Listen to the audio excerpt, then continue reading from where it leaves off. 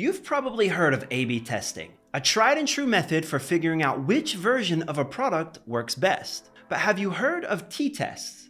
If you want to take your data-driven decision-making to the next level, stick around. So what exactly is a t-test? Simply put, it's a specific A/B testing method that analyzes the means of two groups to determine if the differences between them are actually meaningful or just random noise. Let's say you launch two different checkout flows for your e-commerce site. One has a streamlined one-click process, and the other adds an extra confirmation step. If version A gets a 5% higher conversion rate than version B, is that a real improvement, or could it just be a fluke? A t-test can help answer that question. Here's how it works.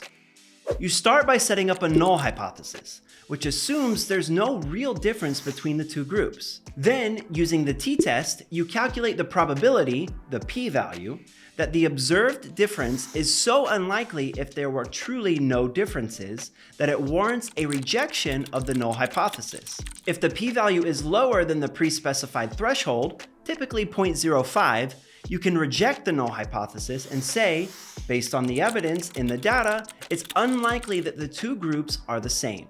There are a few types of t-tests. Here at Harness, we use Welch's t-test, as it has the least amount of assumptions and is most suitable for the majority of use cases. One big advantage of using a t-test is that it removes the guesswork. Rather than making decisions based on gut feeling or noisy data, you get a statistically sound answer on whether your changes matter. That's huge for product teams, marketers, and developers looking to optimize features with confidence. But there's a catch. T-tests assume your data follows a normal distribution and that you have a large enough sample size. If you're working with small numbers or your data is heavily skewed, t-tests might not work very well. So the next time you're A/B testing a new feature with a large enough sample size, run a t-test to make sure you're making decisions based on real insights, not just random chance.